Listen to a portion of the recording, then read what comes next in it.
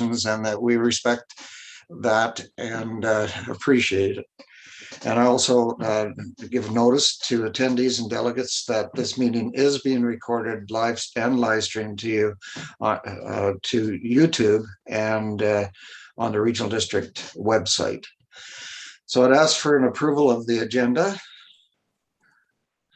Mr. Chair, there is one late item, a revised report under section 5A, pages 7 and 8, with updated financial numbers on the city residential solid waste collection services transition agreement. Okay, yeah, I saw that on. Yeah, so it's circulated to directors and it is on our website as well. Okay, so motion with the amended agenda. I'd make that motion, sir. And seconded by Tanya. And any questions? All in favor? Anybody opposed? Carried. Now we have the minutes of the meeting of July 21st, 21. So ask for approval of those to be received. Dr. Shannon, second. Director Bodner. Any errors or omissions in that? That month ago, everybody can remember what they said? All approved? Anybody opposed? Carried. Petitions and delegations. We have Jody Frank, KCRD Organics Coordinator regarding the City of Port Alberni Organics Program rollout. Very good, Jody. You're on.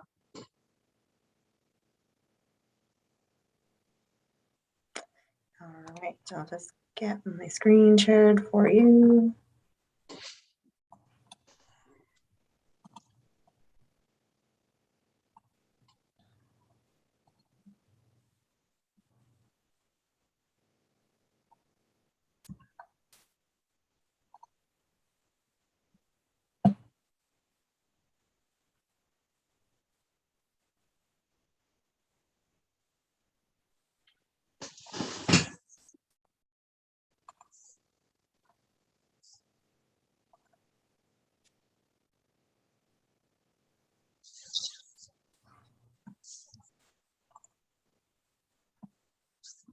All right. Are you seeing the presentation? Yes. Yes. Perfect. All right. So again, my name is Jody Frank. I am the Organics Diversion Coordinator with the Alberni Clayoquot Regional District. And thank you so much for having me today to present where we're at with the regional program and with the launch of City of Port Alberni. In today's presentation, I'm going to cover why this is necessary, where we're at, what's coming up, and what you need to know in preparation over the next couple of weeks in order to be able to support our community. So, as I hope you're aware, considerable work has been undertaken over the past year to prepare for upgrades. So it was about a year ago that I was invited to speak with you to kind of go over the scope of the program. So it's very exciting that we're merely weeks away from the launch of the City of Port Alberni's program. As well as just developing the program, other work such as upgrades to the Port Alberni landfill has occurred to get ready for the 3-stream program as well. So if you haven't had a chance to go down to the landfill, it's worth checking out. It's had a bit of a facelift and it's looking really, really great. And we've had some really great feedback from residents. So moving forward, we'll look at the ACRD Organics Implementation Diversion Plan sort of as a whole. So the City of Port Alberni is really phase 1 of this program. And this will include single-family households within the city. So we're not looking at multifamily or commercial at this stage. This project also includes those landfill upgrades that I had mentioned. So with the city of Port Alberni having split trucks, the upgrades at the landfill also allowed for us to develop some transfer stations so that when the operators go to the landfill, whether it's organics and recycling or organics and garbage, it's a one-stop shop for those collection trucks to drop off material and then have them hauled to their dedicated processing facilities. So we're looking at the program to launch. First collection day will be September 13th, and I'll get into some more of those details as we move along with the presentation. Just to mention phase 2, so that's going to look at the West Coast. And part of that is developing a organics processing facility at the West Coast landfill, as well as the launch of that program will happen. We're aiming for fall 2020. And so we have contracted an engineer group, and they're in the design phase of developing that facility at the moment. And then phase 3, we will look at approximately spring 2023, looking at options that may exist for the Alberni Valley and Banfield, and exploring options in that capacity as we move forward. So when we look at the why and the real importance of why we're doing organics diversion, this infographic really does a great job of depicting that why. So when we look at the first image on the top left there, we look at the composition of the waste going to landfill at the moment. And approximately 25% of that is still recyclable material. And then when we see organics, the portion of that is about 25. And in some areas, it can be as high as 50% of what's going into our typical trash bin and going to the landfill. So we've conducted a number of audits with waste going to the landfill, as well as comparisons to other municipalities. And that's sort of where we get that breakdown of our composition data. So our goal number 1 that we set some time ago was to increase our waste diversion rate to 50%. So right now we've been stagnant at about 20%. And in order to get to that 50% target, we really need to take that organics portion out of our waste stream and divert it. Organics is termed black gold compost. So the fact that we can take it out of the waste stream and turn it into something valuable is a really neat sort of concept. And so by adding that third cart to our collection stream, we're really hoping to increase that diversion. We also look at the reduction of waste just generated per person. So at the moment, we're sitting at 589 kilograms of waste generated per person. The province has a goal of 350, and the ACRD's goal is to reduce that waste generated to 400. So we're really trying to meet in the middle. So in order to do that as well and to achieve that goal, it's really focusing on taking that organics portion out of the waste stream. And then we look at goal number 3, which is to extend the life of the landfill. So right now we're looking at, with our current diversion rate and our waste generation rate, we're looking at about 66 years left at the landfill as far as its lifespan. The one thing to note about that is that we live on an island, and it's not just as easy as going to dig another hole and creating another landfill. Basically, once it's filled up, we might have to look at different options as to exporting our waste to the mainland or other areas where they have capacity to take on extra waste, which can be quite an expensive option. So by adding this additional cart, we're looking at a $4 a month increase comparative to the price of having to export waste to other areas. So by eliminating that portion of waste, the compost, we can add a potential 35 additional years to the life of the landfill. So when we look at how that affects us as a whole, it's really having that landfill there for our children's children. So by adding that 35 years, we're looking at a 21 current lifespan. Goal number 4 is to reduce our greenhouse gas production, which is methane. So when organics go to the landfill and they're contained within a plastic bag, they break down and they tend to release methane. the province at some stage can mandate us to put in a gas capture system, which again is a very, very costly solution that would fall on our residents. So to eliminate those cost increases by adding a third cart, and from what other municipalities have showed us, that this is the most efficient way of doing that and achieving some of those targets that we've put in place.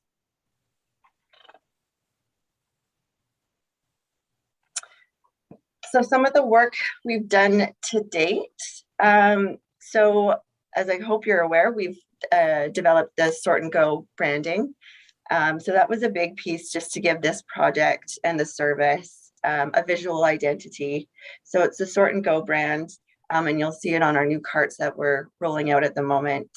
And you'll see it highlighted on a lot of the program material that we've developed, whether you see it on the trucks or on the carts. It's really doing a great job of giving the program a visual identity.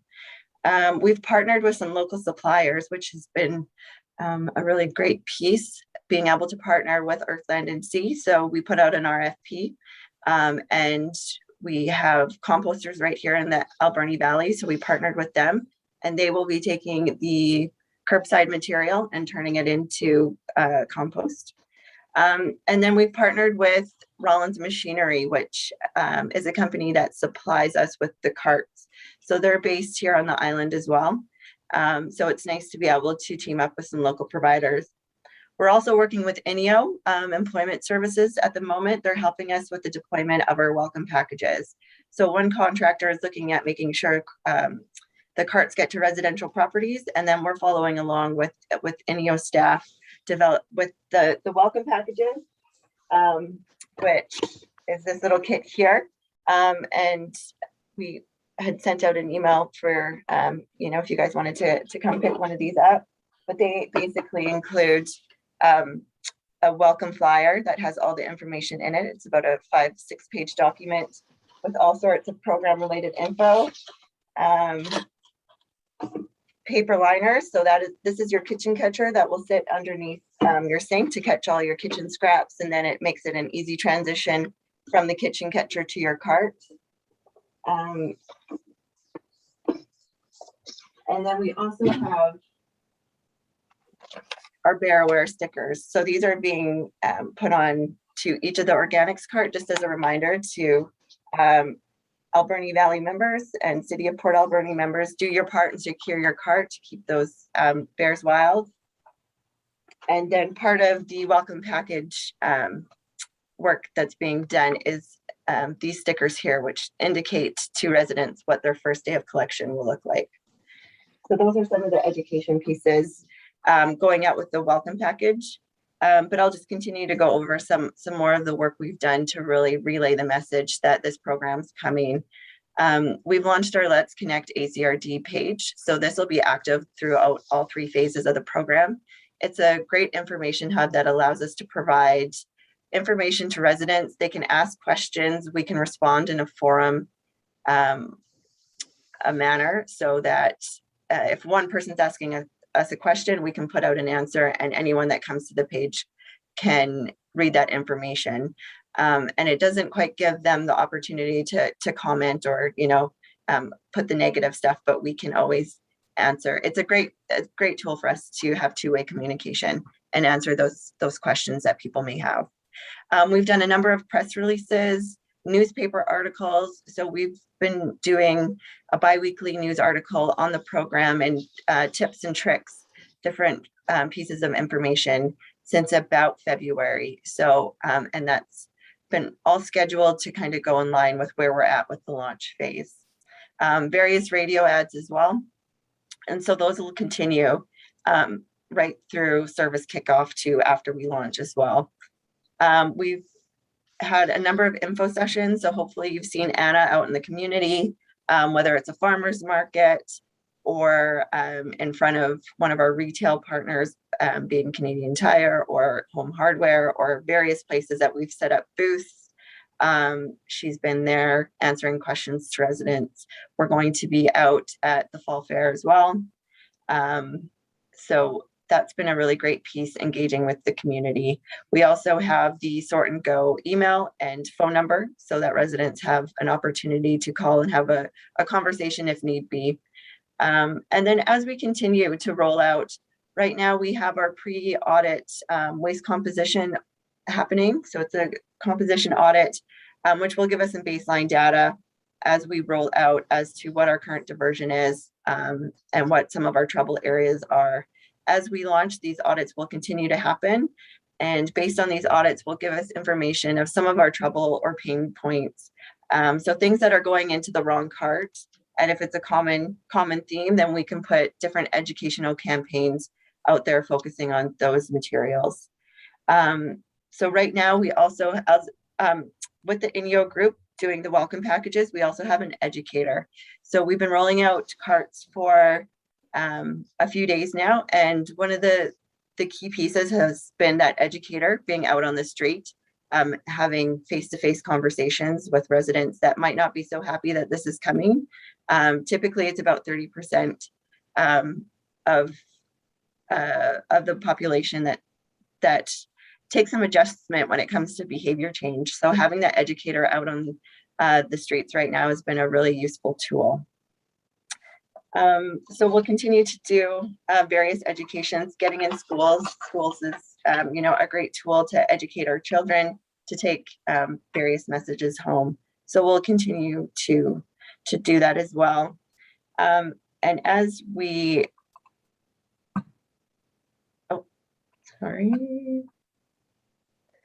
that last slide was just a picture of our audit tags.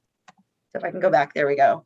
So as we roll out the service, within the first couple of weeks, we have a swamper scheduled to go with the collection trucks. So they'll be ahead of the collection trucks, making sure that the carts are properly spaced, just as we get into this transition of an automatic system transitioning from the manual. There's cart spacing that we're asking residents to follow, which is a meter apart. So the swamper's job is to really just go ahead and help the driver within this transition period. And we've made up these educational tags to help the residents identify information that they may need to know. So whether it's cart spacing, or for some reason, if they have the wrong cart out, we have tags developed for that, and just various reminders. So as we move forward in about 6 weeks time, we're also going to be doing visual audits. So working with the INEO group as well to identify, to do a quick look in the carts. And there might be an item that shouldn't be in there that can be tagged as an educational tool for residents, which is a great form of face-to-face education if necessary too. And then anyone that has done a great job will get an ACE Gold Star sticker on their cart. So this educational program with the tags has been something that other municipalities have used in the past as well for that educational tool. Additional tools and benefits of the program. So our onboard technology is a new piece. So the carts have a RFID tag that allows the carts to be associated to a property. And it will give us information as to whether carts are set out on a regular basis or not. So based on recycling and organics, whether people are participating or not, it allows us to really collect all sorts of different information, as well as track contamination if need be. That way we can send our educator out to various households if that's an option. If certain trouble issues are reoccurring, then we can send our team along to help educate.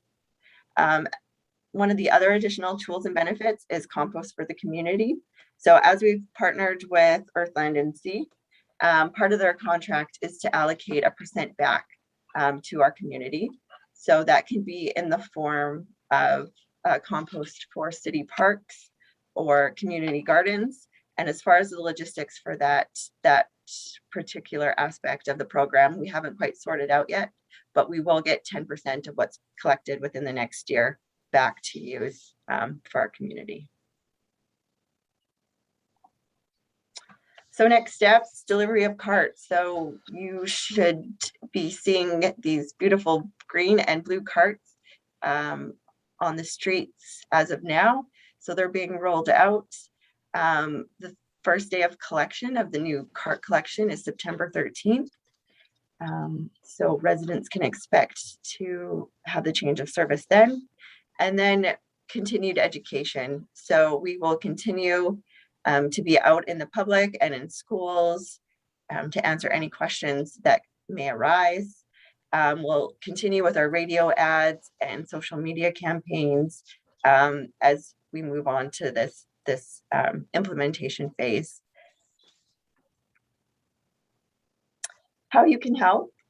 So one of the key things is really just identifying what can now go into the organics cart. A big piece of feedback is that a lot of people already backyard compost, which we continue to encourage individuals to do. The benefit of this program is it can collect items like meat, bones, dairy, greases, fats, oils, where those items can't typically go in your backyard compost. It just doesn't process or break down. It also attracts various critters. So those materials still make up a big portion of the organics that are going into the waste stream. So now we're able to pull those out and divert even more. It's also important to know what stays out. So with compostable plastic bags, unfortunately, they're just not regulated enough. So in order to be certified, they only have to break down 80%, which leaves 20% of plastic material still potentially in your end compost. And based on our processing system, we've just asked that these items stay out. Based on research from our sister communities, they have been a problem area. So things like compostable cutlery or compostable plastic bags, we're just asking not to go in the cart. However, items such as paper liners, so yard waste bags, or your grocery checkout bags that are a paper fiber-based material, those can go, they can line your kitchen catcher, or you can line your cart at home with a yard waste bag or cardboard or other material that's paper-based.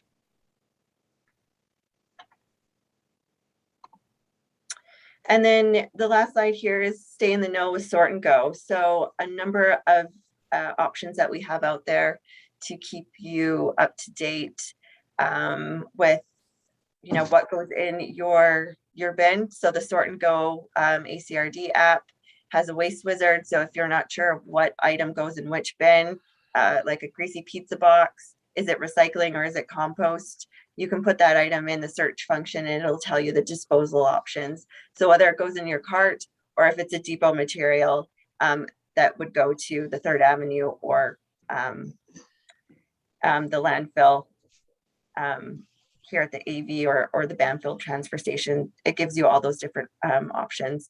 You can also download your new collection calendar, or you can sign up for reminders. So you can put your address in and you get a notification the night before that tomorrow is organics and recycling day, or vice versa. So all great tools for staying up to date. Let's Connect ACRD.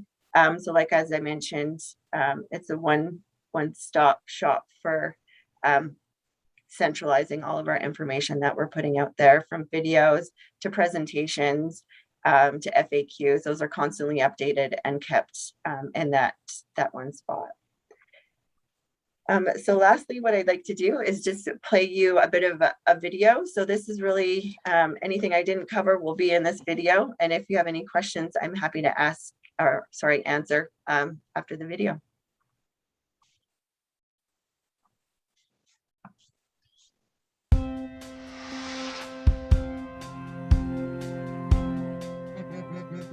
This summer, the Alberni-Clayoquot Regional District is introducing a new organics pickup and auto cart system for City of Port Alberni residents.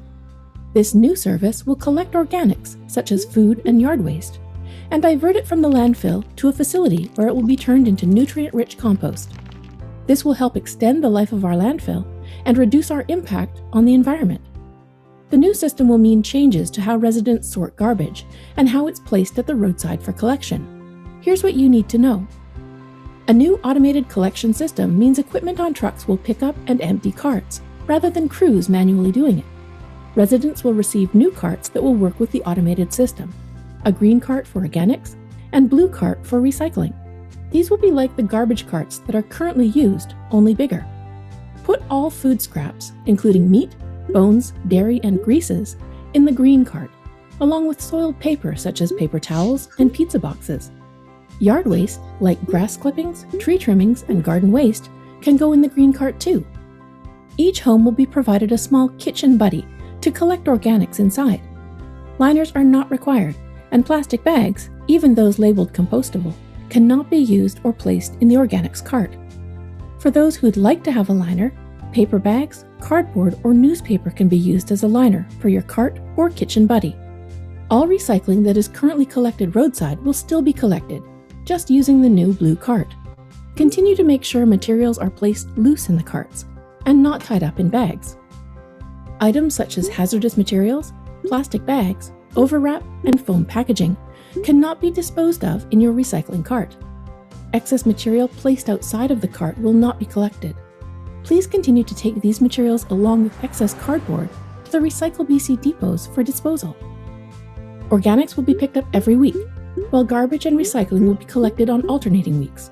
That means 1 week, green and black carts, and the next week, green and blue. Place carts at 1 meter distance apart at the roadside, and make sure all of your items fit inside. No overflow. Organics carts will have bear-proof clips on them that will need to be undone when put at the roadside. This will allow the auto collection trucks to safely and efficiently pick up your bins. And remember, to avoid wildlife interactions, carts are not permitted at the roadside until 7 a.m. You can keep track of the pickup schedule, get weekly reminders, and learn how to dispose of specific items with the Sort and Go ACRD app. With your help, the new organics pickup and auto cart system will help reduce the amount of waste going to our landfill, reduce greenhouse gases, and keep our region clean.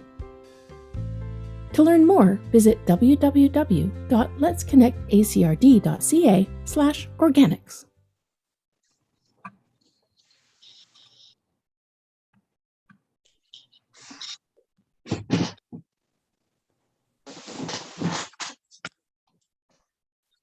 So I'm not sure if she's coming back. She disappeared on my screen. I'm here. Oh, there you are. Okay. So have you got anything else to add, Jody? No, that wraps up the presentation. And if there's any questions, I guess I can answer any. I got about 10, but we'll see who else is in front of me here. So Director Paulson. Thanks for the presentation. That's great, and it's news we can transfer to people who are asking. I'm just a little bit curious with regards to the methane emissions at the landfill and the provincial regulations. And I'm just wondering what levels we have to get down to assure ourselves that we don't trigger the provincial government mandating a gas capture system. And I know that the diversion program hopefully gets us to that point, but are there goals and dreams and goals that we have to reach in order to avoid that? You know what? That's a really great question. And I unfortunately don't have that information with me at the moment, but that's something we can definitely report back on. And Paulo is just waving his hands in the air. Oh, there itching to answer. Well, I might have pointed generally. Yeah, sorry to interject through you, Chair, to the group. Yeah, I've gone through landfill gas capture systems in my previous life, and the goal is still the same. So the magic goal is staying below a landfill that is generating 1,000 metric tons of methane per year. That's the goal. So we're well under that. And the idea behind this organics piece to pull that matter stream right out of the landfill is going to wind up keeping us well below that for many decades. If we didn't, then we'd be looking at much closer timeline where we would have to go through that whole capital infrastructure piece. It's going to be at an estimate several $1 million, and then you're looking at hundreds of thousands of dollars to maintain on an annual basis. So the organics piece rather neatly takes us away from that and keeps our methane emissions very low and containable to just the landfill itself. So hopefully that answers your question. Okay. Well, Director Bodner's got her hand in the air, and Director Beckett. Okay, Director Bodner. Thank you. Thank you. That was a real neat presentation. I had looked at that online before. And obviously a lot of work has gone into it. What I'd like to know is when and if you're offering this to the regional districts, and how is it going to be presented to them? Because this is going to be a big step for them, I think. Yeah, absolutely. So at the moment, we've developed the City of Port Alberni's program, and we will pull pieces from that as options. So at the moment, we have a survey on our Let's Connect platform that is just gathering information right now as to what electoral area do you live in, and is this a service you'd be interested in? Just as a starting point for us to start generating that information as to who's supportive of a program like this and who might not be, so that we can look at different options as we move forward. So the electoral areas in Bamfield are part of phase 3. So we'll begin consultation and communicating with those communities in the next year or so. So we're probably looking at in this new year, 2022. Director Beckett. Thank you, Mr. Chair. And Jody and Paulo, thank you for your presentation. I live in Langford much of the year, and we have had the organic diversion program there for quite some time. And we have the small container underneath the sink, and then we transfer it to another container to go to the curbside. The container that we put curbside is considerably smaller than the one that we're proposing with the ACRD.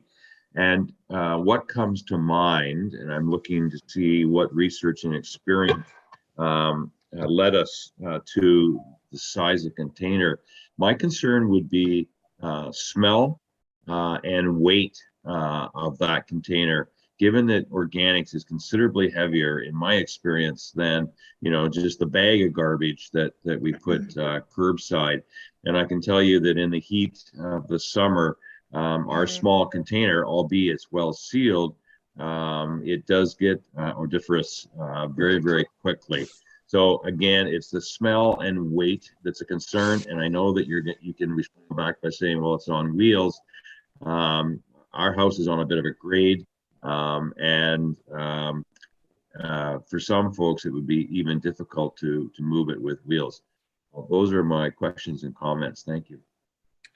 Absolutely. And so to address those two concerns, being smell and weight.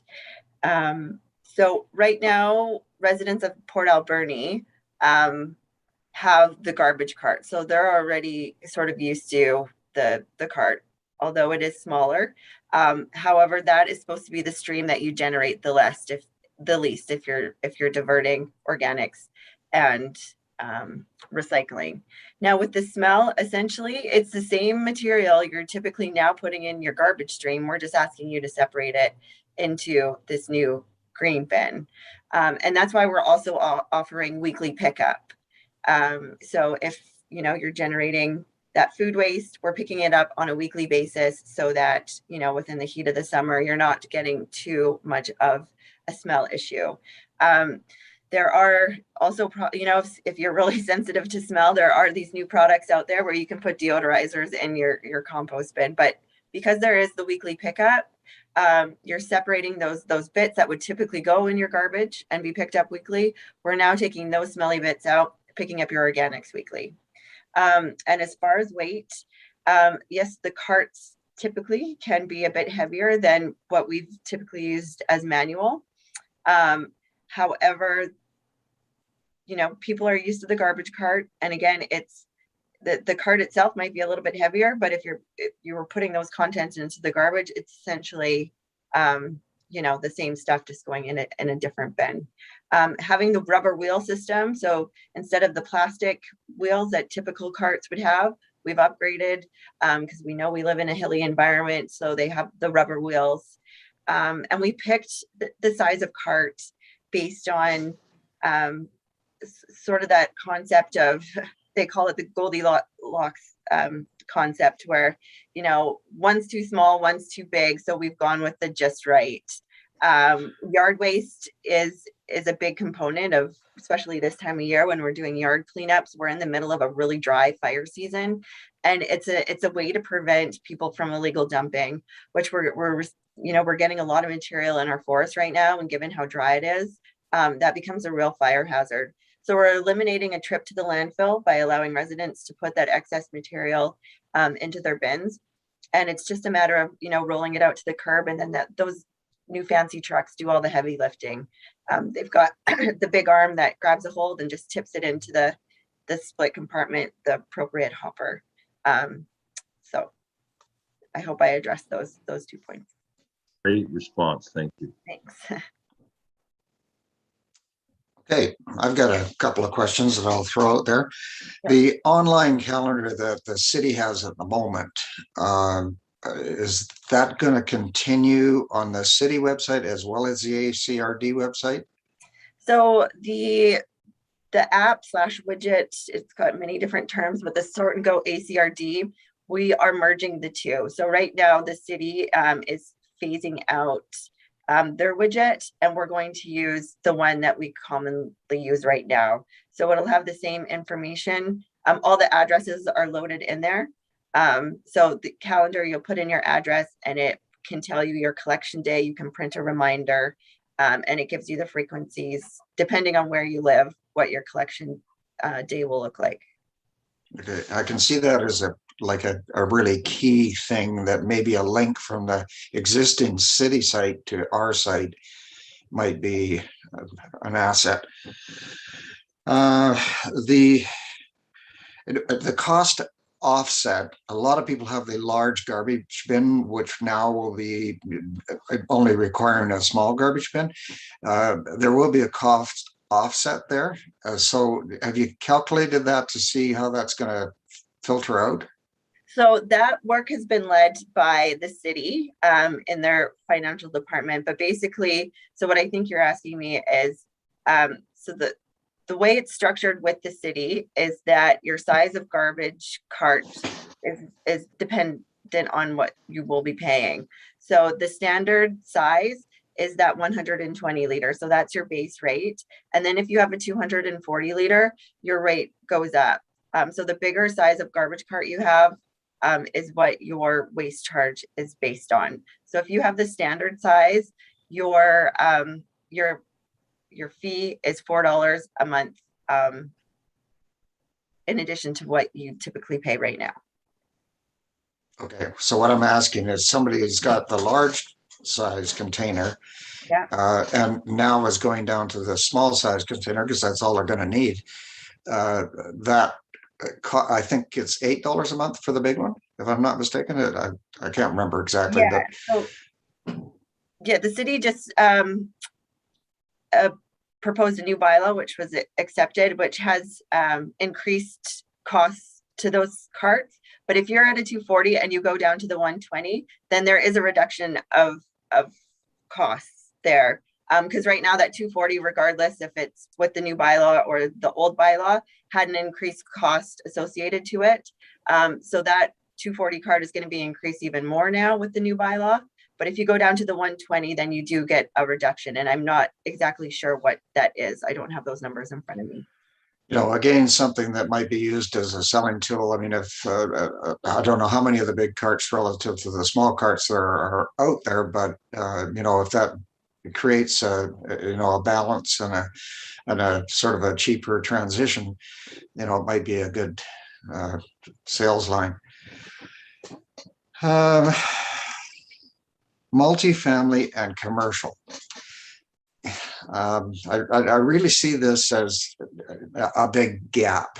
When we got like we've got a couple of larger residential facilities that have recently come into the community, and we're completely sort of missing that. I guess they're going to have a commercial vendor pick up this product, in a dumpster such as would be at a restaurant or something like that. So,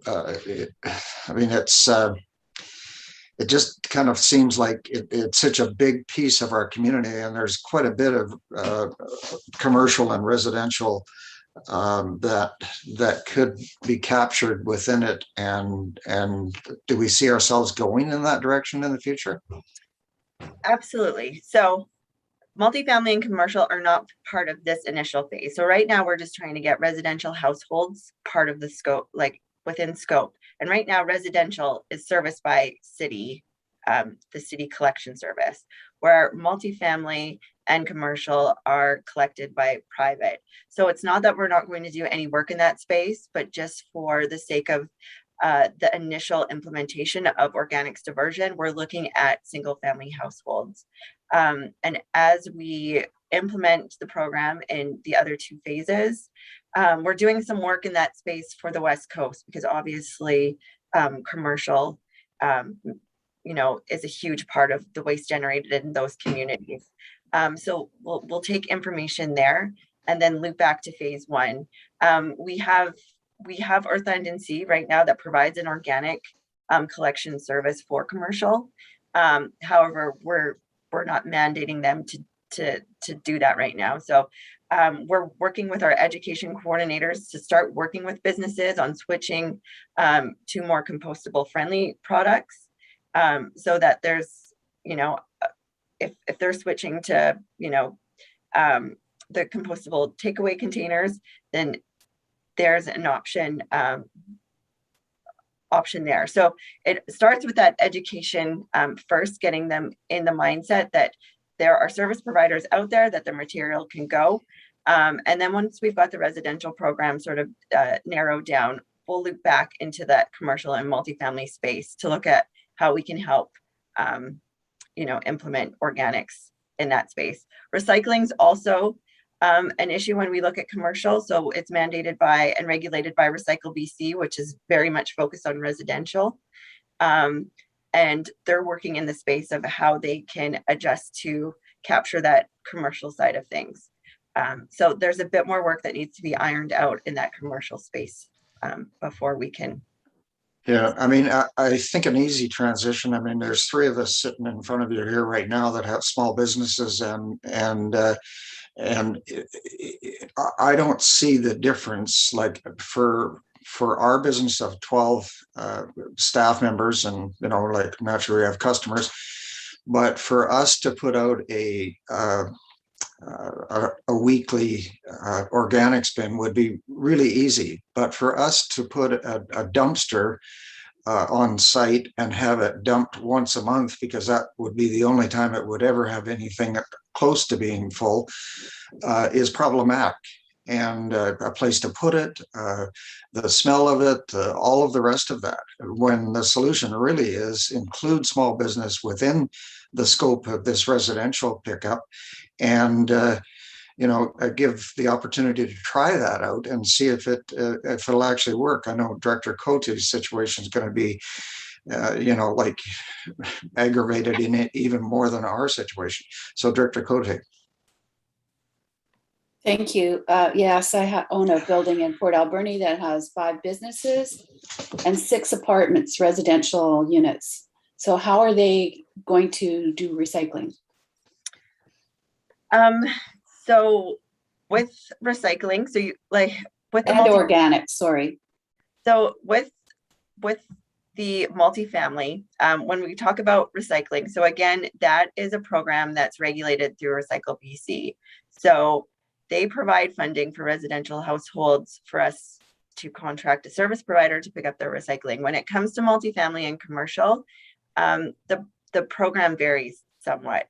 So doing curbside pickup for multifamilies isn't just that, it's not within the same scope of what Recycle BC services provide.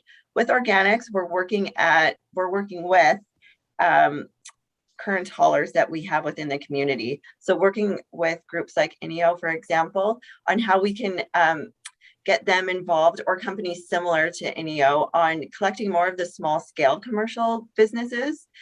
So helping with commercial small scale recycling and small scale organics, rather than the dumpster methodology of having the 6-yard bin. If you're a small business, you probably don't need that large of a capacity. So we're looking at smaller options on where we can work with groups within our community to help be the collectors and facilitate that. Because when you look at other municipalities, commercial typically is not something that's facilitated by city services. They typically focus on residential programs. And so that's why that change to take commercial and multifamily out of scope. And multifamily has always primarily been a private hauler business. But we're looking at ways on how to loop in some of these community groups to help with the small scale businesses in the future. Director Minions, do you have a throw in there? Thank you. Yes, I do.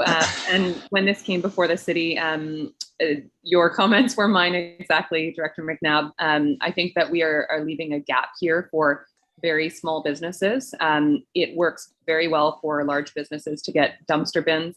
My business specifically, I don't even physically have anywhere I could put a dumpster. So there's a gap being left. And I think that that's going to create challenges very quickly. I understand that we can't necessarily take that on, and it doesn't necessarily make sense for ACRD and the city to take it on because of the 3-stream and the recycling not being funded in the same way. But I do think that hopefully private business will step in and create something that works. I think it's somewhat outside of this conversation, but yeah, I mean, for myself specifically, I use city garbage services because it's the only garbage services that work for the size of our business and for the physical setup of it. And it was quite an abrupt shift. In fact, the letters were only received a few days ago, and services are being cut off in 2 weeks. So that's, you know, in a world that is very challenging for small businesses right now in a lot of ways, that's a very abrupt change. And it would have been, I think, at least beneficial if news would have come sooner on this. But yeah, there's a gap being left, and hopefully private industry will be able to take it over and correct it. And if not, I think we will need to look at something, because the world is shifting to smaller and smaller businesses nowadays. And I think our community needs to support that as well. Thank you. Okay, I got 2 more things if nobody else has got anything. Gas, sure, Director Shannon. Thank you. Just to take Director Minion's comments a little bit farther, is there an opportunity to contact the province? And I realize that if we don't want to step toes, potentially lose funding, if that's the concern, but just to kind of address these, like say, as we're implementing this is what we're seeing, for some like constructive feedback to the province to see if they're noticing that in other smaller or rural communities where it's just a little bit more on their radar, especially right now, like I said, because we're just going through it and these are the things that we're seeing come up.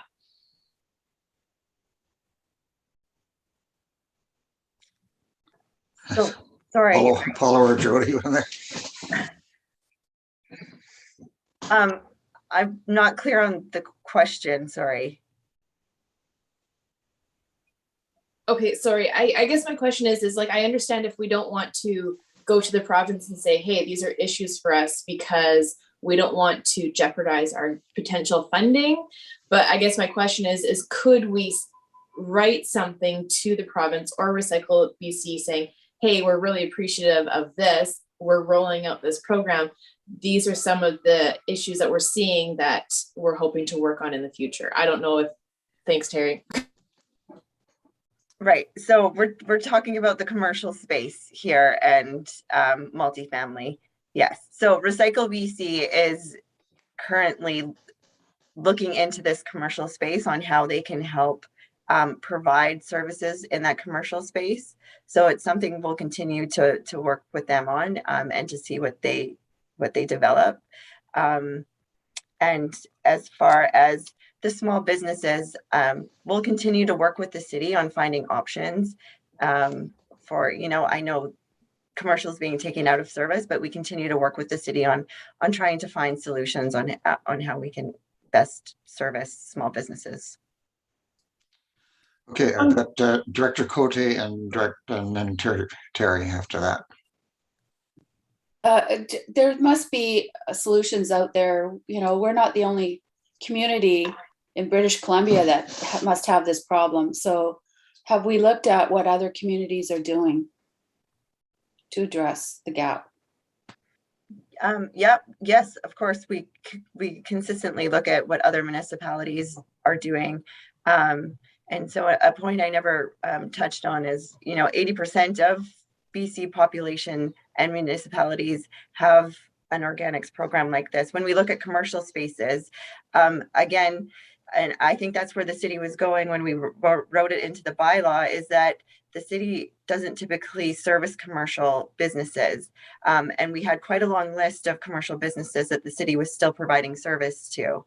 So in order to, because we're adding a second stream to our city operations, their collection day looks a lot different than it currently does. And so that was part of the rationale of taking commercial out, is to really just focus on the residential stream and to support other local businesses, private businesses within the city that provide commercial services, and seeing how we can get them involved with collection for commercial. So based on our research with other cities and municipalities, this is sort of the standard of, you know, moving away from city collecting these businesses. But again, yes, there is a gap when we look at the smaller businesses that, you know, don't generate as much as the bigger businesses. So just looking at the different approaches for different types of businesses. Ms. Fong. I just wanted to add that I believe, I don't know if there's anything at UBCM this year, but there has been in the past some resolutions trying to get them to expand what the Recycle BC program mandate is. So I haven't looked for next week or 2 weeks from now, but I will take a look, and if there's anything, I'll forward it to directors so that they know it's there. And to date, I don't think they've had any actual action with expanding the program, but I know it is on their radar.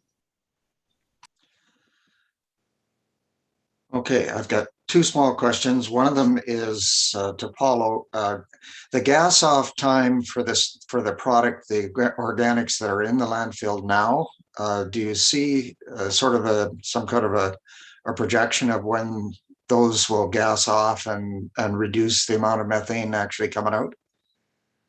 I don't have that information handy right now. We do track on our landfill gas assessments. They occur on a 5-year basis there. So we're on that upward curve as the methane builds up in the landfill. You're going to see that drop off almost immediately once the organics go away. But I can dig into that and come back with some proper ranges for you. It is an estimate because, you know, putrescible waste breaks down differently kind of thing there, but we can bring back some numbers for you to take a look at for sure.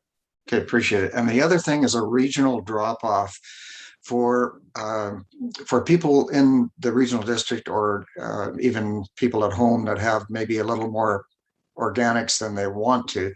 Is there going to be an in-town drop off similar to our recycling center that they can, or at the recycling center that they can bring organics to and drop them?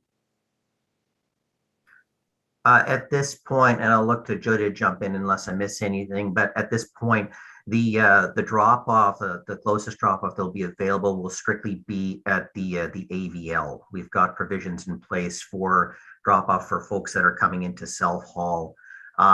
We don't see as yet an opportunity to put it in with 3rd Ave, for example, but that's something we can look into again if needed. Okay, anybody else? Seeing I've kind of dominated the question period. So we do have a motion, but you know what?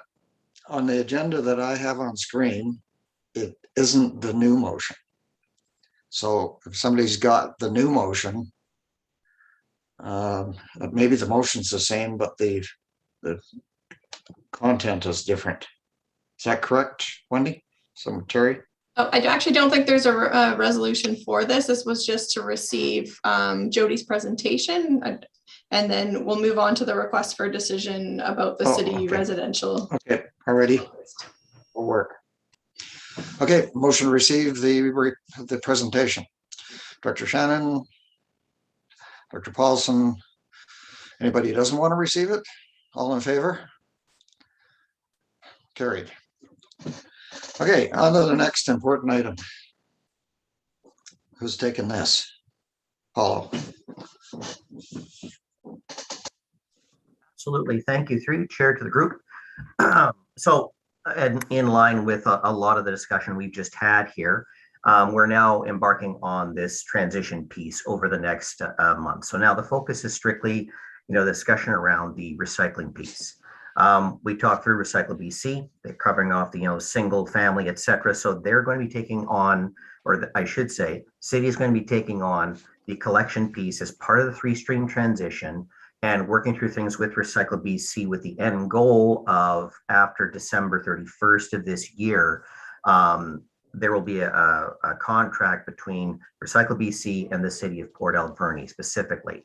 What you're looking at here is the financials and agreement regarding that transition phase that kicks off as of September 13th, going to the rest of the year. So if I shift a little bit forward here, just for some key takeaways. ACRD still has, as the agreement ties, et cetera, with the Recycle BC organization, will continue to receive funding from all eligible residents, including those within the city of Port Alberni, until December 31st, when that future transition is completed. So until that time, this agreement is in place to handle that piece and show how the city will go forward with providing all necessary equipment, labor, collect all the recyclable materials, bring the materials over to AVL, ACRD facility. And on the flip side, how the region is going to provide access to not only, provide the carts, the welcome packages, which we just discussed earlier here, necessarily equipment and labor. Once the material comes to AVL, then we take that over, we consolidate everything and take everything to the Recycle BC facility over in Spring Hill. So we're responsible for that hauling piece there. So this agreement covers off that transition. And then on the financial side, the Recycle BC uptake, and that's the revision that went out to everyone earlier here. Scrolling down. So Recycle BC provides $33.40 per household per year for the operational costs of collecting the recycles, as well as a 75 cents per household per year for education services, that education top up. So based on the approximately 6,700 households that we're speaking of, we would receive revenue from Recycle BC, much as we had before, of approximately $18,565 based on those households. What would happen then is we cover off the cost for hauling, because we still have the responsibility of hauling that what becomes Recycle BC material from AVL over the landfill, and the remaining monies go to the city of Port Alberni. So that's what covers off this agreement here. And I didn't have any other key takeaways on that so far. So I'm open for questions. Questions? I don't have any questions. How about that? So, no questions? We have a motion on that. Now that I've dug up the actual report, somebody want to make that motion? Maybe Dr. Paulson may be doing that.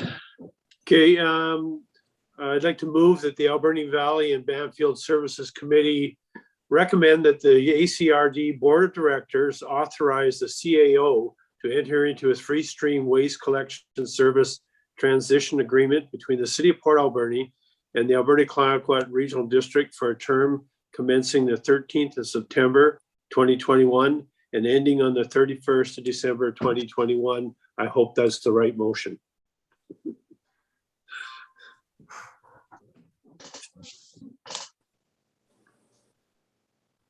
Okay, is that correct, Paul? That is correct. Yeah, Yes, sir. that was just the dates. Yeah. Alrighty, a seconder on that. So Director Cote, any questions? Director Cote. Thank you. So the resulting payment that the city Above and Beyond, that'll be up to the city as how to disperse that to the community. That is correct. So for my small businesses and residential renters, I'm just wondering if this would be included in taxes when they aren't receiving any service. So I guess I'll have to go to the city with that question. Thanks. Through you, Chair. Yeah, sorry. that's a fair question. Oh, sorry, Terry. I can answer that. So it actually goes against the cost of them delivering the service of the 3-street service to the residents. So when they've been calculating out their cost of their pickup service, they'll be offsetting some of that cost with this revenue that they'll be receiving through us from Recycle BC. So no, I won't. My understanding from their finance department is it won't go into general taxation. It'll be directly reduced from the amount that goes in to calculate how much per household you have to pay for garbage, organics, and recycling pickup.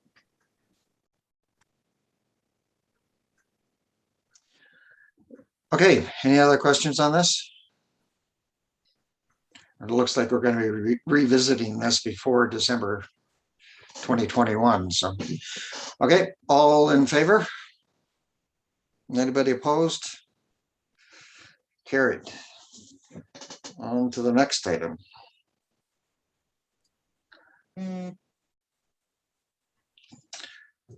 Okay, Alberni Valley Aquatics proposed service. Who's Okay. carrying this ball? This will be me. So this is a continuation of the discussion that we had at the end of July with the Alberni Valley Committee, as well as there was numerous city council members also in attendance. And I'm going to share my screen and we're going to walk through a little bit more of this. So what we're working towards as a goal is to determine all the pieces, and there's many pieces involved, of establishing a new Alberni Valley Aquatics facility. So in order to do that in a regional district setting, we need to have a service establishing bylaw. And so we've slowly been trying to figure out what each piece is that we need in order to create this bylaw that then would go to the electorate for assent of this proposed facility. So just some of the things that we need to know are we need to be able to describe the service as part of the Local Government Act, the boundaries or participants, determine cost recovery methods, and set out the maximum. And then once we kind of have all the components and the bylaw drafted, we must receive participating area approval as well as the inspector approval from the Ministry of Municipal Affairs. Today's focus is going to be on the cost recovery methods and governance, but I will go over what was decided at the July 28th meeting. So we kind of discussed this through budget, and that was the areas that had put in some money for the feasibility part, but we defined the participants, and this is solely for the purpose of investigating or drafting the establishing bylaw as the City of Port Alberni, Beaufort, Sprout Lake, Beaver Creek, and Cherry Creek. At that July 28th board meeting, staff was also directed to undertake a process to secure a consultant to do a feasibility study, including conceptual design, determining capital costs eventually, and operating costs. So we have a draft RFP that we're going to be sharing with the city so that we can get that out and try to find ourselves a consultant for that. So today's focus is mostly going to be on these options for recovery of costs. And I guess why is this important at this point? I think that the message from the committee to date has been fairly clear that the traditional land and improvement apportionment method might not be the best option for our region for this service. And so staff feel that we need to kind of set what we think our apportionment method and tax base are going to be for this service, because it might help determine whether a participant is interested or not interested. For example, if it's based on land and improvements, then an area that has high land and improvement values may be looking for a smaller type facility to lower their costs. So we just feel like it's important to continue this discussion, and hopefully we can answer some questions today. So when you have a service and you have all the costs, there's many different options for funding this. Of course, in terms of capital, we will be looking for federal and provincial grants or other revenue sources. Then once the system is operating, you have user fees, program fees. You can have some lease money, some sponsorship money. There can be contributions from non-participants, such as our non-treaty First Nation members. Parcel tax is an option, as well as there will be some component of property value tax. A service of this size is not going to be solely based on parcel taxes, so some of it will be raised by property value tax. So just starting with the parcel tax, this is the method that we used for the Alberni Valley Multiplex. So it is a familiar method to the Valley. It is levied on parcels of land only. And so approximately there's about 12,700 parcels. We would have to verify that through a process, but there's approximately that. This would be used not for the operating component, but the capital costs of the project only. Those costs are unknown at this time. Later in these examples, you'll see that we've used 4 million, but I would not want to try to break out what the capital component of that is versus the operating, because we still have no design or scale of this facility yet until the board and the community go through that consultation process. So I haven't provided any estimates here as to what the cost per household or per parcel would be. But this is definitely an option. Things to keep in mind is that taxation is the same on every parcel of land. So meaning a large commercial enterprise would pay the exact same as a small residential landowner. So definitely something we have to keep in mind. There's also additional maintenance requirements in terms of we have to maintain as staff a parcel tax roll each year, and then have a parcel tax review panel, and there's some extra steps involved in this form of cost recovery. The one pro that I know that the community likes and took advantage of during the multiplex is the ability to prepay before we lock into debt. So that gives some homeowners the opportunity to avoid debt charges over the 20 or 30 years that we write the debt over. So as much as I agree this is definitely something that we need to look at, I feel like it's a little early for us to be looking at it until we have the true capital costs of whatever facility design that we choose. And I don't think that should stop us from talking about property value tax, because as I mentioned before, we're going to have to use some amount of property value tax in order to recover the costs of this service. So there are two components when we talk about property value tax. There's how we apportion the costs, so divide the cost between members, the share of the pie, I would say. And then there's also the tax base. So your tax base methods could be that we're going to tax on land only, we're going to tax on improvements only, or the more used or common situation is we tax on land and improvement value. So again, we used a $4 million estimate for all of our discussion, but this is really just a number to give you guys some ideas. And then it will be updated as we get facility design costs. I don't know, yeah. So for this one, just to give you an idea of the average, just a sec, sorry, my thing is in the way. There we go. So to give you the average residential assessed value, there's quite a range in the Alberni Valley.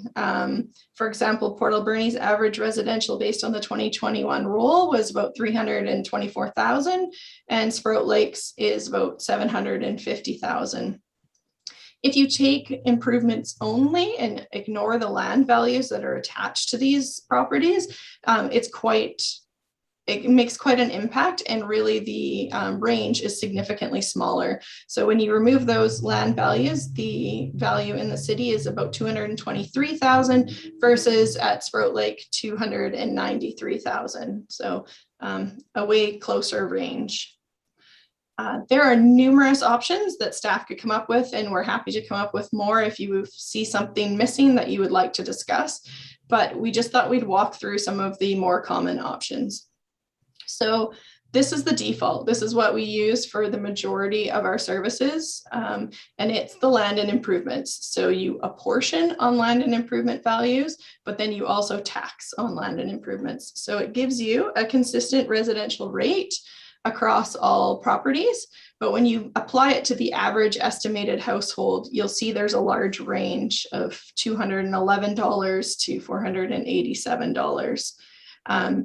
So this is normally the default method, but as we've heard these discussions way back from 2018, it has been expressed that we think this committee and the board would like to look at other options for portioning this service. So one option that can be considered would be the improvements only. So if you take the improvements only and then you actually tax it on improvements only as well, everybody stays at a consistent tax rate. You'll note that the tax rate is significantly higher because you're only taxing improvements. The range is smaller than what it was on option 1, but there's still quite a range between the different areas. 2B, we're going to call it, is where we actually apportion on on improvements only. So we divvy up the pie based on improvements only, but then we use the traditional taxation method of land and improvements to actually apply the tax. And I would just like to note that in this scenario, you end up with different residential tax rates by each area. However, the average cost per household ends up being very similar from area to area. So staff quite like this option and feel like it's lining up with what the directors have been saying in their previous discussion. Another apportionment method that's quite common across the province is population, because some people deem that to be the driver of who's utilizing the service. So under this model, you end up with a different residential tax rate in each area, and there is quite a significant range. And these ranges differ than, say, options 1 and 2, where in this case, Beaver Creek would be paying the highest average cost per household. Then you can always get into hybrid options. So we can do 50% on population, 50% on land and improvements. We've shown this one as an example. We, again, have different residential tax rates in each area and the resulting different estimated costs per household. Just to note, this is actually the method that was chosen by the West Coast for the West Coast Transit Service. So it is something that we currently do. I will say one, not an issue, but one part of using population is that it comes from the StatsCan census numbers. So that population factor only changes once every 5 years, once that data is released. This is another one that would be the apportionment of 50% population, 50% improvements only, and then tax on land and improvements. Again, actually a fairly closer range than those first couple of options, but still a significant range on your estimated average household. One topic that's been discussed a few times with the committee is direct usage. So who is using the facility? And the city is still working on gathering us this information, but do hesitate that the information is not great. It's more related to program registration where they're actually collecting addresses. Whereas when you're coming in to swim and just paying to do everyone welcome, they're not capturing that information to date. So they are still working on this. some cons of this method is that it can result in some fairly significant budget fluctuations, but is an option that we could explore once we can gather the information. Or maybe if the directors are wanting to use this, we could build it into some sort of hybrid model where it just becomes a portion of the calculation. So as I stated before, staff are feeling, and with discussions with the city, we quite like this a portion on improvements only, but tax on the net taxable land and improvements, but definitely open to discussion. So that's the majority of what we want to cover today. I will just cover one more slide and we can bounce back to these after, but in terms of governance, we also could determine that as part of the establishing bylaw. It's kind of the other component that we could look at. So all of our other bylaws, when a decision is participants weighted, then it just goes by how many participants are in each. But in this case, because if you look at how many votes the city has on the service based on how the Alberni Valley is made up, that would mean that the city would actually be able to carry a decision on their own. And so there is some options to build some other ideas so that you're not enabling that. So the former CAO had suggested that we set the minimum at 11 votes so that the city of Port Alberni would always need to have somebody voting with them in order to pass a decision. So we can also discuss that governance component today. And that's a lot of information, but I thought it would be good to walk it through and not just rely on the report, as I understand there's tons of pieces. So I look forward to your questions and the discussion. And that's all for me. Okay, questions?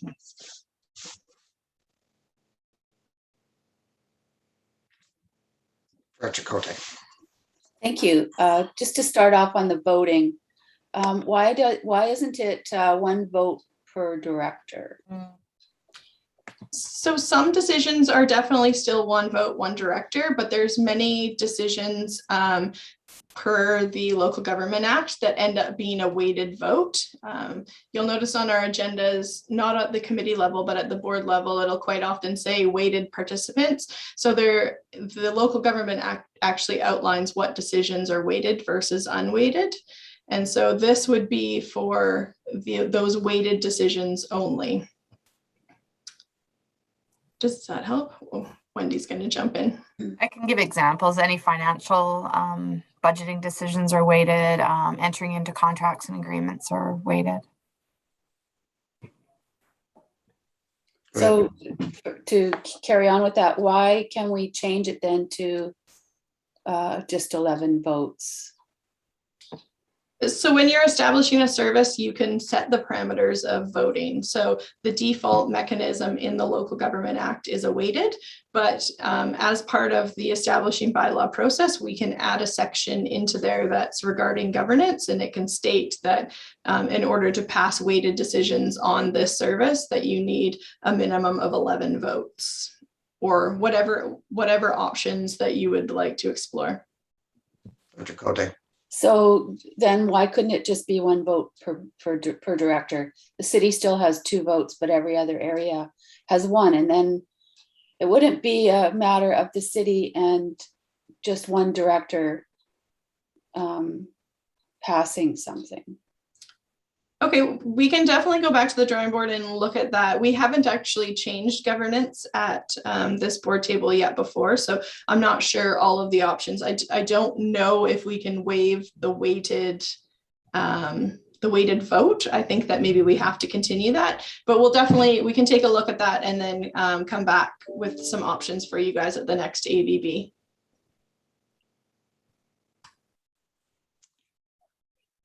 Anybody else? Okay, so, I mean, I continue to sort of bring this up, but in my speaking to the residents of Beaver Creek, I haven't found one resident of Beaver Creek that wants to enter into a service to provide the aquatic center. I've talked to lots of them. They all are supportive of being a participant, but they're not supportive of the format that we're working towards.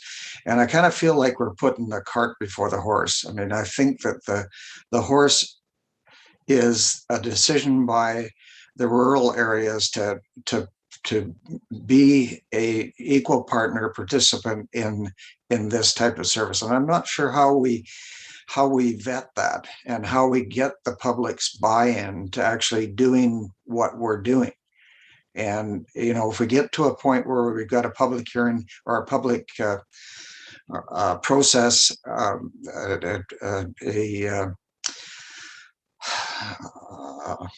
missing the word, but voting on whether we're going to support the money for the pool in an election. I think it's going to fail in Beaver Creek. I mean, I can speak for the other areas, but I think it's going to fail in Beaver Creek if we lump these two together. If it was simply like we did last time, where we were supporting the arena by a referendum, it's going to pass. But if we don't get public buy-in to create this service before we start all this stuff, we got a problem. And I know we got a problem on Beaver Creek, so maybe the rest of us could talk about it. Yes, go ahead. Sorry, I just thought you'd jump in. Myself, I'm sure. Okay, thanks. I've always said I want this divided. I want the service divided away from the build of the facility. I think that the facility could be a parcel tax. I don't know if there's a way to tax commercial or bigger properties, like you mentioned earlier, a different tax rather than residential tax, parcel tax. I don't know if there's a way to do that, but I definitely want the service separated from the build going forward. Thanks. Sorry, can I just clarify? So you're wanting, so that's two services, right? We can't do anything without a service establishing bylaw. So if you're wanting one to construct the facility and one to operate the facility, what happens if one fails and the other passes? Like you can't have one fail and one pass, because otherwise the whole thing's failed. So why not combine them together? And then in terms of the questions from Director McNabb about wanting to get the opinion first, I think that we need to give the public something to look at or to see. Like at this point, if you ask, are you willing to, and we've seen this on the West Coast too, right? Are you willing to pay for a pool? Well, we need to know them to know how much we are wanting them to pay in order to do it. And we need to know like what is the capital cost associated with that as well. And it's really hard to do a survey, because if you asked everyone if they want a pool, the answer is probably going to be yes. But then when we attach numbers to the pool, the answer may become no. So I feel like we do need to continue down this process of getting this feasibility study and that done before we can really have that robust community conversation. And then I do think there's going to be lots of different options of how we can gauge the communities, whether that's through surveys, whether it's just a really robust public consultation process with meetings and online presence. But it's hard to proceed with just everyone will have in their heads a different idea of what this facility is going to look like and what the costs are going to be. So until we start to define some of that, it's a challenge to create that community conversation, I guess is what I would say. Okay, Director Minions. Thank you. I was just looking for clarification as well on, I guess, both of your comments and Director Cote specifically. Am I understanding that you're wanting the option for Sprout Lake to opt into the construction and opt out of the operating, or just that you're hoping they can be taxed in different ways? Because I can totally wrap my head around them being taxed in different ways. With different formulas. And I think that, considering a parcel tax, maybe for the construction and Option 2B, for instance, for the operating, I think is something that, from my perspective, makes sense for us to talk about. I would not be supportive of, opt into one, opt out of the other, because of course that, is likely to leave the burden on the city. And I think that's not a true partnership that we're hoping to create here. But I think that having a conversation about them being taxed in different ways makes a lot of sense. So I wasn't clear if that was what, I wasn't clear which one of those was being talked about. So thanks for that clarification. So, I mean, I don't quite know how I get over smelling paint, because I feel like I'm getting painted into a corner. And that's really, it really is something that's been bothering me throughout this whole process. I really want the Beaver Creek to be able to be recognized going into this, with full understanding, and prior to us actually locking in the amounts, locking in.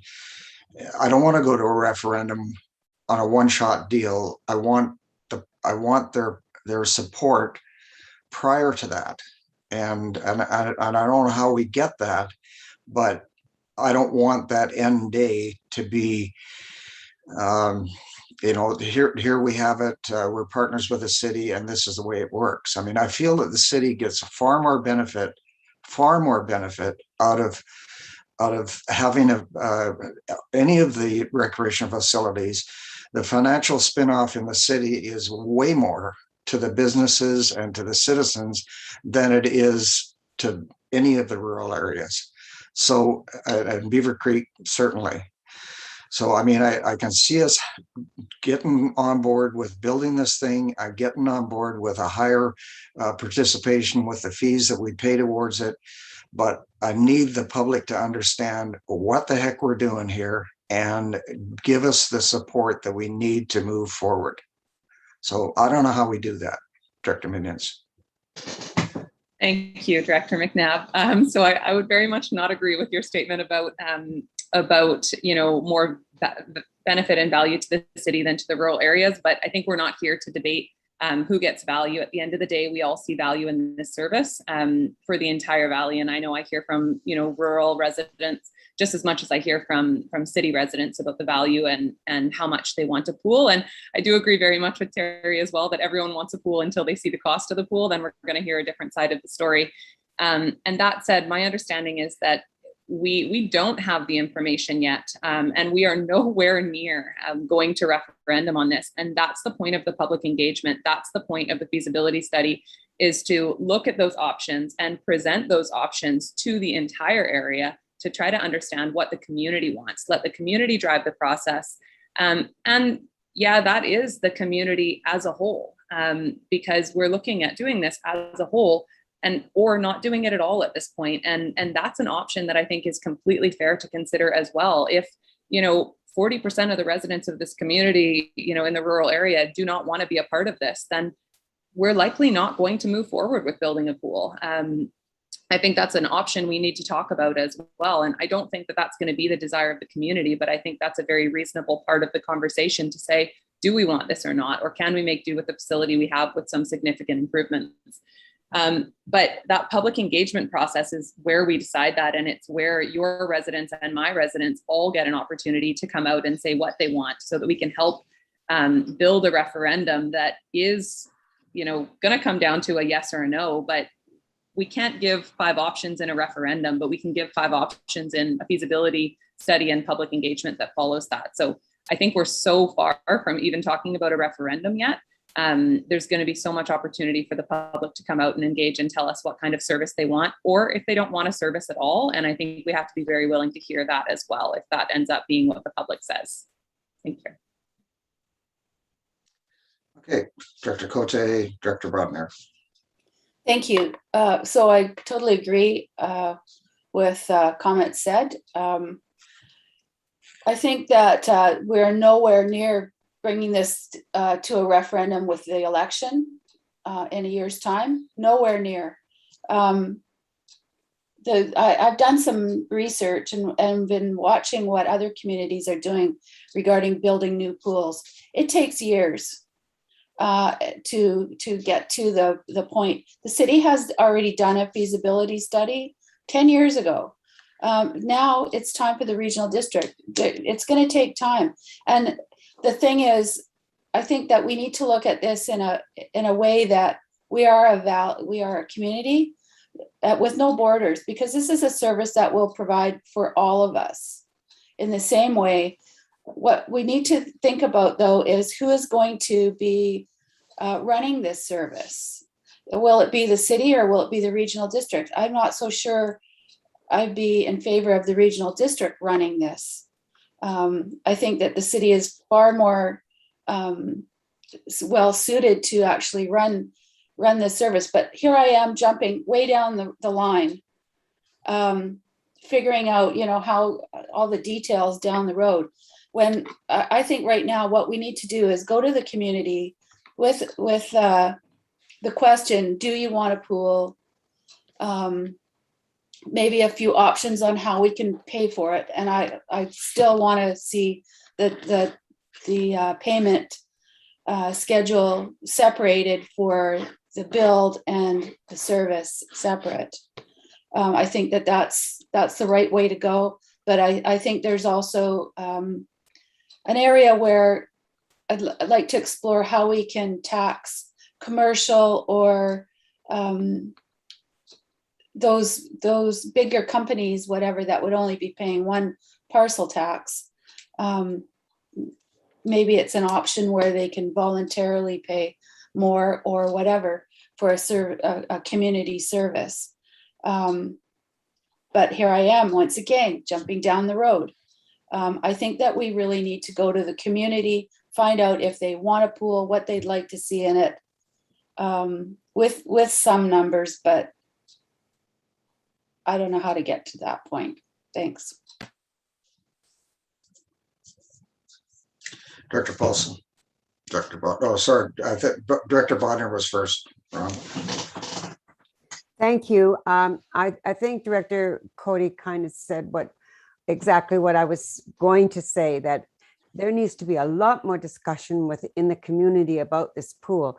It's kind of, years ago, it was left a bad taste in people's mouth about how it was run and how this has been handled. So I think this time, before we get into study after study and what it's going to cost, we need a lot more consultation with the public, for sure. And even if we have to go with just taking a guess at a number so that they would have, but that might be further down the line too. Sorry, I just think that we need more feedback from the community, for sure. Thank you. Director Paulson. Yeah, I like your analogy of horse before the cart. I'm not sure if we're beating the dead horse or not, but we already have approval to move forward with the consulting process. And I went through the consulting process with the multiplex, and I'll tell you, there's a lot of questions that get answered once you finish that consulting process. And also once the consultant takes concepts and costs, investigates grants, and there's so many unanswered questions. This is a very healthy discussion to have today, but I think we're kind of down the rabbit hole a little bit because we don't have a lot of answers to what we're asking today.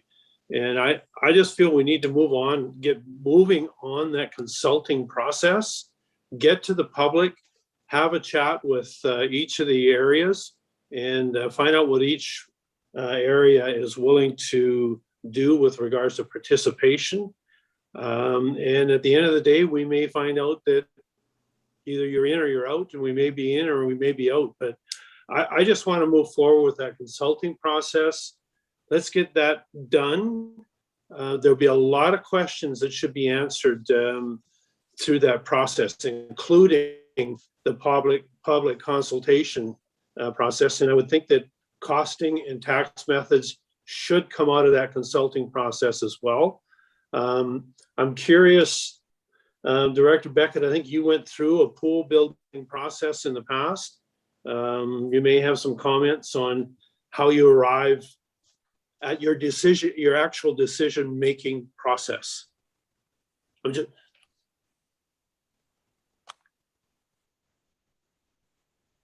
ahead.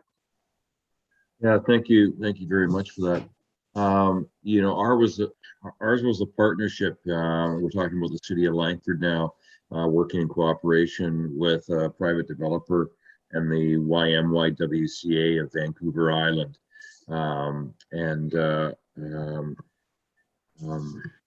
I think my advice would be to reach out to the city of Langford CAO to get that detail with respect to how that procedure went through. But extremely cost-effective initiative that benefited the entire community as well as the YMYWCA organization. But I think it's best to talk to the CAO and perhaps the board president and CAO of the YMYWCA.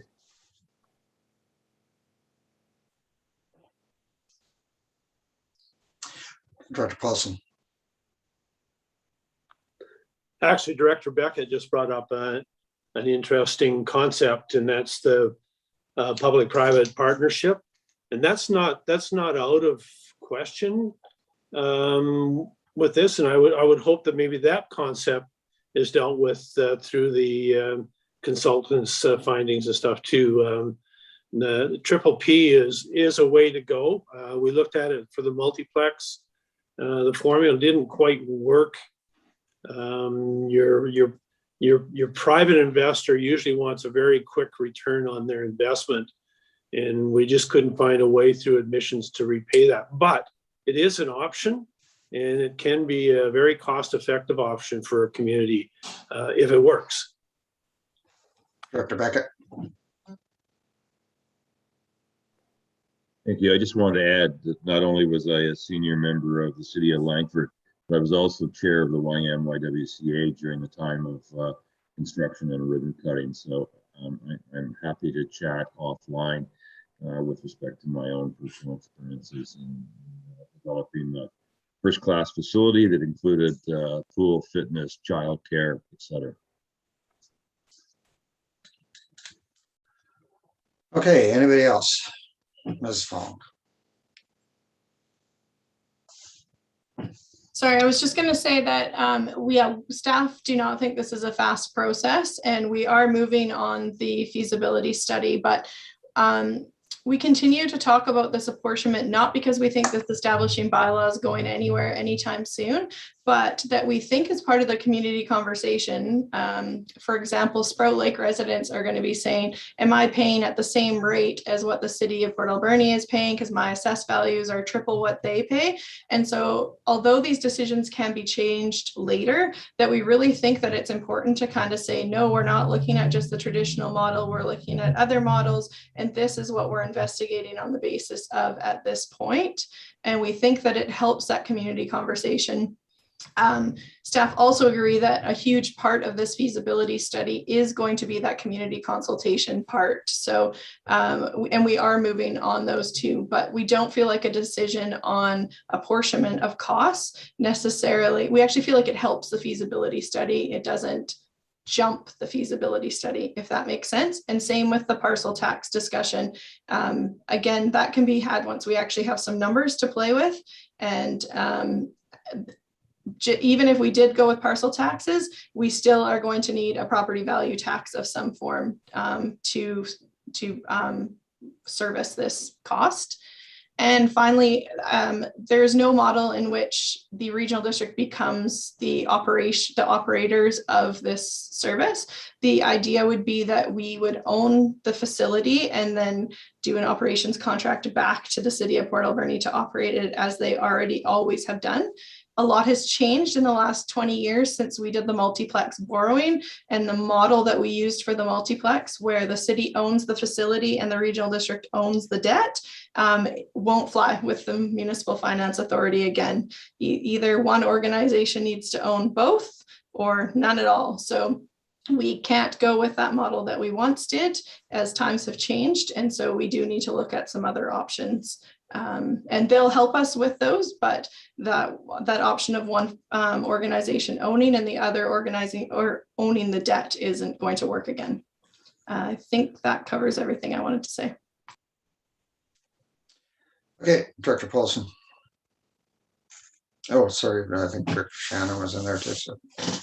Through the chair to Terry, and just so I'm just trying to get clear here. The motions you have before us here today, am I correct in assuming these are just placeholders in order to have a base to work from?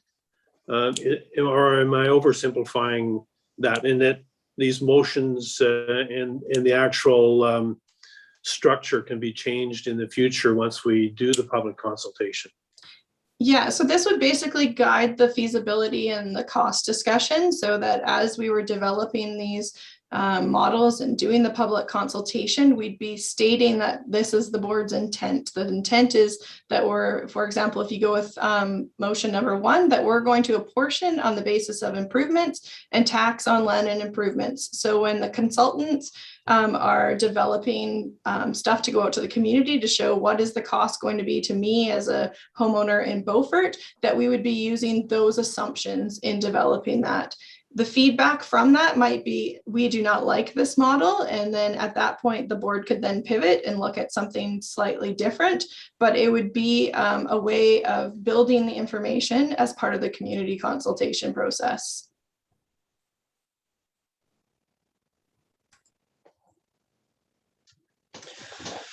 Okay, Director Shannon, sorry, I've went past you a couple of times. That's okay. Thank you.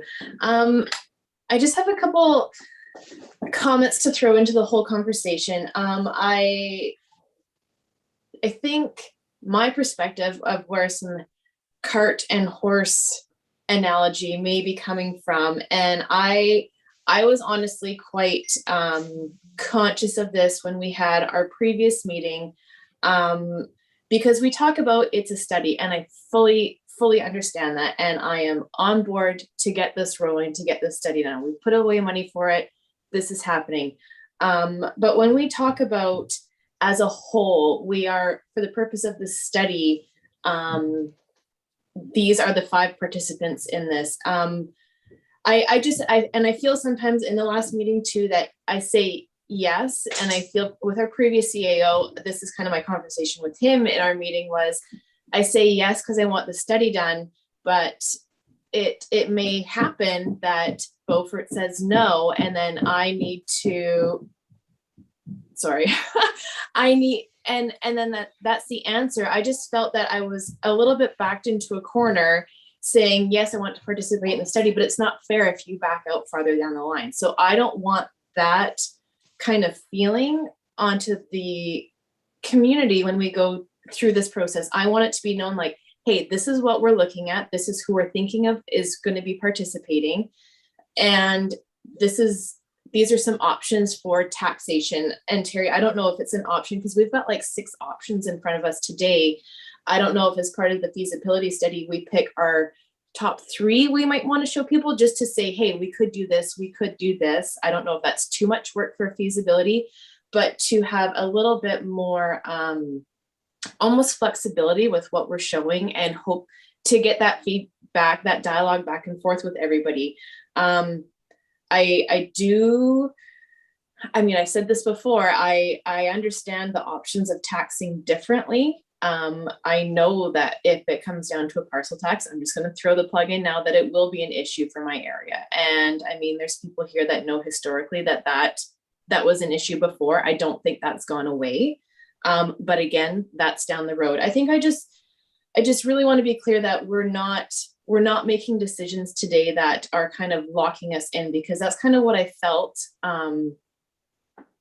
is almost, it put me in an awkward position to say, yes, I want to do it, but if something that doesn't fit well with us down the road, that it's not fair to everybody else if we back out. And I think that that's where I'm feeling a little bit of just concerned that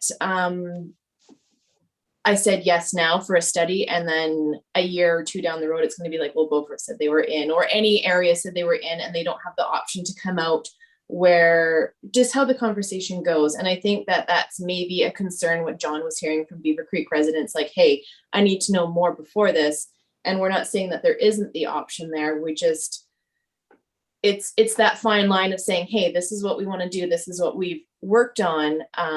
But nobody's stuck with everything. Everybody can still give input. And I think that that's maybe, I don't know, John, if you want to jump in on that, if that's perhaps feelings from residents in your area, because I know that the automatic kickback a lot of times as well. And when we look at actually the governance model is like, hey, if we're paying for this, how much say do we have on this? Because is the city going to run it all? And I know we talked about this before, but when we're looking at governance, like, and these weighted decisions, and our former CEO's suggestion of like a minimum of 11 votes, that's, I mean, if the city was saying yes, that is, and they needed one more person, that's still 2 out of 5 participants. So maybe that number even needs to be higher if we're wanting it as a whole, or whoever the participants may be. Maybe that's something looked at down the line once the participants are financially obligated and established in with this. So I've got Director Minions. Thank you. Thank you, Tanya, for those comments. I think they are really important to this whole process. And I think around the weighted votes and participants, I think there's a lot, once we understand exactly what we can do, I think there's a lot of ways we can look at that and really figure out a system that will work for everyone. I think I really understand the comment that you're putting forward on, not feeling like you want to be backed into a corner. I see it as it's our responsibility as directors and representatives of our area to put forward the best information we can to our community. So it's our responsibility to commit to this process. I think we can't be a part of this process today and 6 months from now decide we don't want to be in this process anymore. We don't want it to go to referendum. I think it's our responsibility to commit to the process. It's our community's responsibility to decide if they want the service or not. And that's when I say, even if all of us sitting around this virtual table today decided that, we want the pool and we're fine with the cost and we're fine with the taxation it brings that comes with it. That's not our decision. That's a community decision. It's our decision what goes before the community. And I think that as leaders, we have to be willing to make some decisions. And, maybe it is going in public engagement with 2 taxation options or even 3 to kind of get some feedback on that. We certainly can't go with 6, but that's our responsibility, is to decide what information goes before our community and to be committed members of this process. If our communities decide that they don't want to be a part of it and they don't support it, then we support that. I guess that's how I see it. So I really don't see anyone as being backed into a corner. I think it's our role to decide what is put in front of people, and then it's our communities take it from there. Thanks.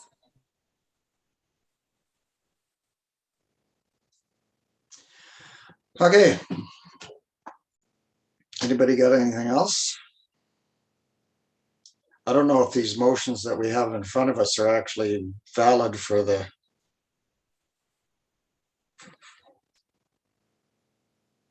what we've been talking about. I don't think we're sold on the 11 votes.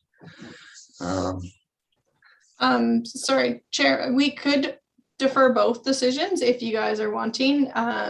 And based on Director Shannon's comments, we could retain the consultant first and just see if having multiple options for apportionment makes their consulting job more difficult, or kind of how they would like to.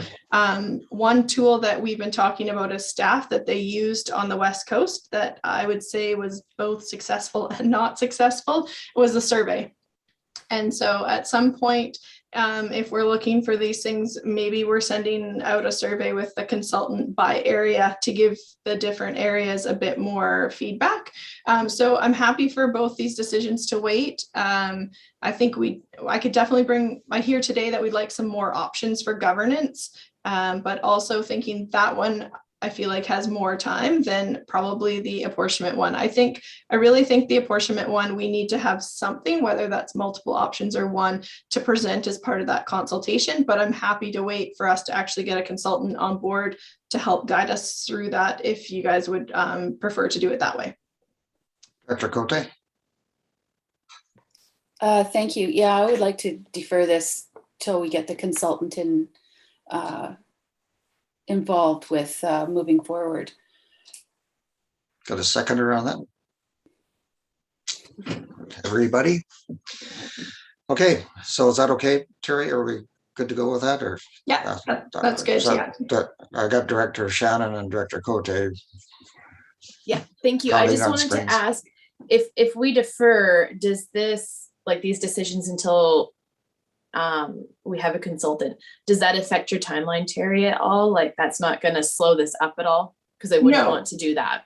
No, definitely not going to slow it up. I would say that we needed the consultant in place anyways. It just might be that at that point we have to come back for another one, but we would be introducing you guys to the consultant anyway. So we'll just bring it at that same time. So no. Dr. Cote? Thank you. That's what I was going to ask, actually, if staff needed anything more. Great minds think alike. Okay, so a motion to defer, all in favor? Carried. Anybody opposed? Nope. All righty, on to the next thing. Custom transit, free transit for 12 and under. Who wants their 10-year-old kid to hop in a bus and go out in the countryside by themselves? Not me. I don't know where this came from, quite frankly. Director Shannon. Thank you. First, it doesn't come out to the country, and second, I was just going to ask. It comes out to Beaver Creek. Did we have to just clarification? Can you wait 1 second, Betty? Did we have to defer the second motion from our previous one too? No, that's fine. Was it together? Okay, I just wanted to double check that. Thanks.